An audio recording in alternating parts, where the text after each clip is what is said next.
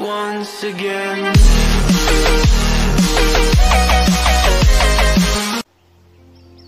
Shalom peuple de Dieu, moi c'est le prophète David Moutoba du projet Prophetic Generation Ministries. Ainsi parle le Seigneur, tel est notre thème tiré de Ésaïe 29, 13 à 15. Je lis la parole de Dieu. Le Seigneur dit, quand ce peuple s'approche de moi, il m'honore de la bouche et des lèvres. Mais son cœur est éloigné de moi et la crainte qu'il a de moi n'est qu'un précepte des traditions humaines. C'est pourquoi je frapperai encore ce peuple par des prodiges et des miracles, et la sagesse de ces sages périra, et l'intelligence de ces hommes intelligents disparaîtra. Malheur à ceux qui cachent leurs desseins pour les dérober à l'Éternel, qui font leurs œuvres dans les ténèbres et qui disent qui nous voit et qui nous connaît. J'aime cette parole. J'aimerais lire dans une autre version, parole de vie. Le Seigneur dit de ce peuple est près de moi en parole. Il m'honore avec sa bouche, mais son cœur est très loin de moi. Le respect qu'il a pour moi n'est qu'un commandement enseigné par des humains. C'est pourquoi je vais continuer à étonner ce peuple par des actions étonnantes. Malgré leur sagesse, les sages n'y comprendront rien. Malgré leur intelligence, ces savants ne pourront rien expliquer. Quel malheur pour ces gens qui agissent en secret pour cacher leurs projets au Seigneur. Ils préparent leurs affaires dans l'ombre. Ils disent qui peut nous voir, qui sait ce que nous faisons. Bien-aimés, la parole de l'Éternel nous est adressée. Depuis la nuit des temps, ce que Dieu a toujours voulu de son peuple, c'est la repentance. C'est que son peuple puisse retourner vers lui. C'est que son peuple puisse se détourner de ses mauvaises voies.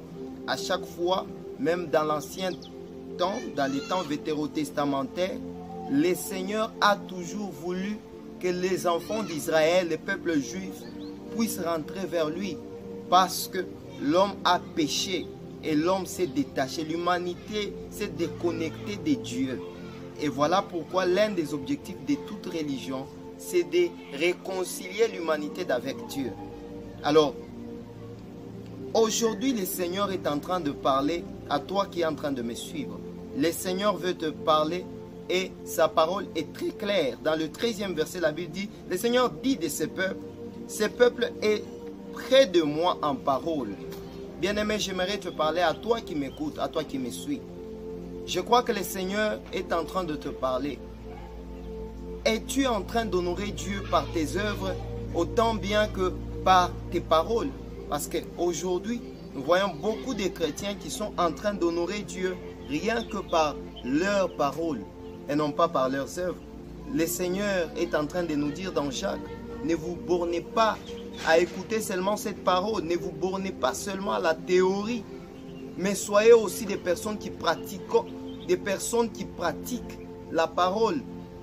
Bien-aimé, Dieu veut que nous puissions être de ces personnes qui pratiquent cette parole qui est en train de nous affranchir. Certes, tu as entendu, on t'a prêché à l'église. Certes, tu y vas à chaque dimanche. Peut-être tu vas même à des séances d'enseignement chaque semaine. Alors, le Seigneur est en train de te parler. Dieu veut quelque chose de toi. C'est ce que je vais te révéler dans 1 Thessaloniciens 4, 3 à 5. La parole de Dieu nous dit, 1 Thessaloniciens 4, voilà, c'est que Dieu veut de nous. Il y a quelque chose que Dieu nous veut actuellement. Pendant que tu me suis, de là où tu es, il y a quelque chose que Dieu veut de toi. Et on va le lire. 1 Thessaloniciens 4, 3 à 5. La parole de Dieu nous dit ceci. Ce que Dieu veut, c'est votre sanctification. C'est que vous vous absteniez de l'impudicité. C'est que chacun de vous sache posséder son corps dans la sainteté et l'honnêteté, sans vous livrer à une convoitise passionnée comme font les païens qui ne connaissent pas Dieu. Je suis toujours dans notre thème ou dans le verset principal, parce que vous allez voir que ces versets viennent juste s'inclure pour expliquer ce que je suis en train de vous dire dans Ésaïe 29, ce que nous venions de lire. Le Seigneur était en train de s'adresser à l'époque aux enfants d'Israël qui s'étaient détournés de lui, qui étaient en train de l'honorer juste de la bouche, qui étaient en train de l'honorer d'une manière apparente. Alors Dieu est en train de nous parler, toi et moi aujourd'hui, parce que Dieu a voulu que cela change, parce que cette habitude est rentrée. La Bible dit dans Ecclésiaste 1, je crois le verset 9, si je ne me trompe pas, la Bible dit clairement que rien n'est nouveau sur la terre. Tout ce qui existe a déjà existé une fois. Alors, nous ne vivons que routine. Toi et moi, regarde bien ce que tu vis. Est-ce que ce que tu lis dans la parole de Dieu, c'est ce que tu mets en pratique? Est-ce que ce que tu pratiques, c'est ce que tu lis dans la parole de Dieu? Parce que normalement, ta vie doit être une Bible pour le païen. Ta vie doit être une Bible pratique pour le païen. Normalement, le païen, en te regardant, doivent tirer des leçons, doivent apprendre de Dieu et doivent connaître Dieu au travers de ta vie. Est-ce que quelqu'un, même un païen, même ton voisin, même la personne la plus proche de toi dirait que tu es vraiment un fils de Dieu? Je ne parle pas d'enfant de Dieu, parce qu'il y a une différence entre enfant de Dieu et fils de Dieu. La différence est que un enfant est en train de chanceler. Un enfant ne fait pas exactement la volonté de son père parce qu'il est encore ignorant. Mais un fils, la Bible dit dans Romains 8, je crois le verset 14, que tous ceux qui sont conduits par l'Esprit sont appelés fils de Dieu. Alors je suis en train de parler à cette catégorie de personnes. Es-tu fils ou enfant?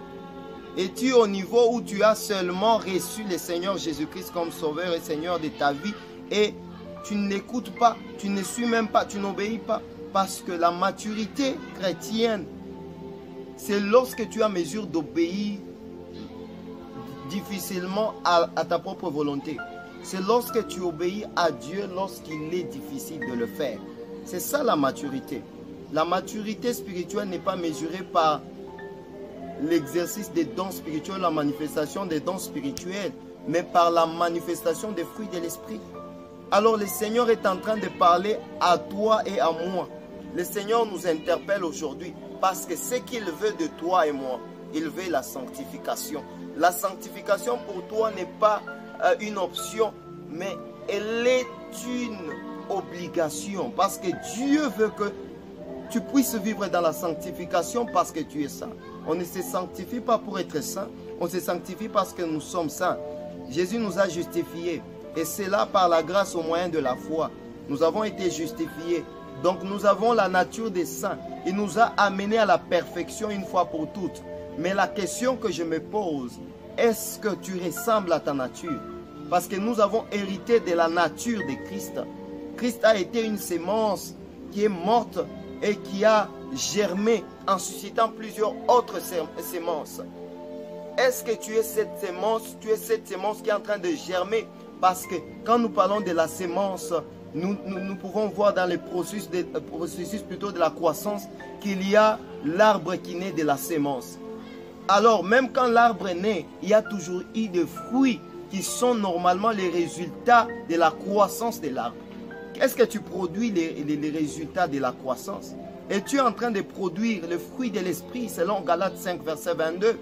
Es-tu en train de produire l'amour, la joie, la tempérance, la bonté, la bénignité, la douceur, la joie, la paix? Est-ce que tu communiques ces choses autour de toi? Bien-aimé, parler en langue ne suffit pas. Bien-aimé, prophétiser ne suffit pas. Chercher les dons, c'est bien. Mais chercher beaucoup plus la sanctification, c'est mieux. Parce que c'est la dimension qui te permettra de voir le Seigneur. La dimension qui te permettra d'être agréé à Dieu, c'est la dimension de la foi. Parce que la Bible dit dans Hébreux 11, verset 6, « Or, il est impossible de lui être agréable, car c'est lui qui s'approche de Dieu doit croire que Dieu existe et qu'il est le rémunérateur de ceux qui s'approchent de lui. » C'est la dimension d'être agréé dans la présence de Dieu. Tu peux être un païen, mais tu peux être agréé devant Dieu si tu as la foi. Parce que quand Dieu t'a appelé, il l'a fait pendant que tu étais dans le péché. Et tu t'es approché de lui au travers du moyen de la foi. Et voilà pourquoi je dis que la dimension de la foi est la seule dimension qui te permet d'être agréé dans la présence de Dieu. Mais la dimension qui te permet de voir Dieu, c'est une autre dimension. Parce que tu ne peux pas voir Dieu et vivre. Quand tu vois Dieu, tu dois mourir. C'est ce que Dieu est en train de dire à Moïse dans Exode 33. Je crois le verset 18 où Moïse lui demande de lui faire montrer sa gloire. Mais Dieu est en train de lui répondre après, dans la suite, en lui disant qu'un homme ne peut me voir et vivre. Parce que quand tu vois le Seigneur, tu meurs. Tu meurs. Cela veut dire ceci, ton vieil homme meurt. Cela veut dire ceci, l'intérêt pour toi-même meurt. Cela veut dire ceci, les désirs de la chair meurent en toi. Cela veut dire ceci, tes anciennes passions meurent. Cela veut dire ceci, tu participes à ton propre enterrement, c'est-à-dire les désirs de la chair, la convoitise, l'orgueil, les envies, les jalousies, les animosités, l'idolâtrie, la magie. Toutes ces choses meurent en toi. Et voilà pourquoi l'apôtre Paul dit dans Galates 2:20, si je vis, ce n'est pas moi qui vis. Parce que l'apôtre Paul voulait dire que lui ne vit plus. Mais c'est Jésus qui vit en lui. C'est la dimension à laquelle Dieu t'appelle. Dieu t'appelle à la dimension où l'orgueil doit mourir. Parce que Dieu résiste aux orgueilleux, mais il fait grâce aux humbles. Même pendant que je te parle, peut-être tu es en train d'endurcir ton cœur. Mais la Bible dit, si tu entends la parole, n'endurcis pas ton cœur. Vous connaîtrez la vérité et la vérité vous affranchira. Cette vérité que tu es en train d'apprendre aujourd'hui, c'est que Dieu veut ta sanctification. Tu es un chrétien rétrogradé, un chrétien qui ne prie plus, et un chrétien qui ne lit même plus la parole de Dieu, un chrétien qui ne pratique pas, un chrétien qui vit dans l'hypocrisie. C'est ce que Dieu est en train de réprimer dans sa parole, dans Ésaïe 29, le verset 13. Dieu est en train de se plaindre que ce peuple est en train de m'honorer de la bouche, comme toi tu le fais. Ce peuple est en train de m'honorer d'une manière apparente. Et tu es en train d'honorer Dieu aussi dans tes pratiques. Par ta vie, est-ce qu'on peut glorifier le Seigneur Jésus? Dieu veut ta sanctification. Et la sanctification doit être une vie. Ce n'est pas un seul jour. Ce n'est pas parce que Christ nous a amenés dans la perfection, comme le dit Hébreux 10 au verset 14, que tu dois maintenant baisser les bras et ne plus continuer dans la vie de la sanctification. Dieu veut que tu continues dans la vie de la sanctification. Pourquoi? Parce que ta vie en dépend. Parce que la gloire de Dieu doit venir et se révéler au travers de ta vie. La Bible dit, le monde attend de la gloire de Dieu avec un ardent désir la révélation des fils de Dieu. Dieu attend que toi tu te révèles. Dieu attend que tu puisses les révéler à son Père. Dieu attend que tu puisses être une Bible exposée au monde. Dieu attend que tu puisses libérer plusieurs même au travers de ton comportement. La délivrance, ce n'est pas toujours avoir la puissance comme nous voyons selon que la parole de Dieu nous dit dans Marc 16, 17, où nous devons, il y a des signes qui accompagnent ceux qui croient au nom du Seigneur Jésus. Ils chasseront des démons, ils imposeront des mains aux malades, ils seront guéris. Ce n'est pas seulement ça, mais par ton caractère, par ton comportement, tu peux délivrer aussi quelqu'un. Alors bien-aimé, prends bien soin de cela. Prends bien soin de pratiquer la parole que tu écoutes. Dieu ne veut pas que tu sois hypocrite. Même il y a des chrétiens aujourd'hui qui, au lieu de craindre Dieu, ils craignent les hommes de Dieu. Bien-aimé, tu es hypocrite. Parce que à l'église, tu es saint. À l'église, tu te sanctifies. À l'église, tu as l'apparence de celui qui pratique ce que Dieu demande. Mais à la maison, tu ne le fais pas. Mais à l'école, tu ne le fais pas. À l'université, tu ne le fais pas. À ton travail, tu ne le fais pas. Quelle est l'identité que ton entourage peut détecter de ta vie? Quelle est l'identité que tu... Qui es-tu réellement? Es-tu fils de Dieu? Es-tu fille plutôt de Dieu? Es-tu celle qui fait l'honneur de Dieu là où tu es? Es-tu plutôt celui qui est en train de dégager la crainte de Dieu au travers de tes œuvres, de tes paroles, ainsi que de tes actes, bien-aimés? Dieu est en train de te parler aujourd'hui. Le Seigneur est en train de parler à ton cœur. La Bible est en train de nous dire dans 1 Timothée 4, verset 12, que personne ne néglige ta jeunesse, mais que tu sois un modèle en parole, en conduite, en charité.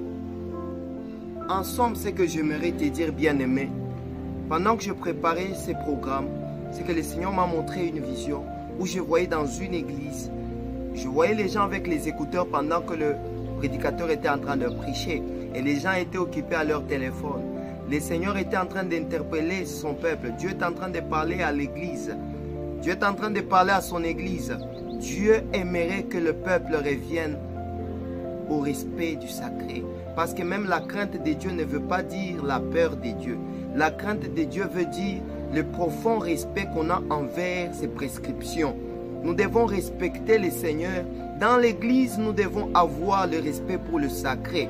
Le Saint-Esprit a sa propre culture que nous devons recommencer à honorer. Le Saint-Esprit a ses exigences. Le Saint-Esprit aime qu'on puisse l'honorer au travers même de notre position dans l'église.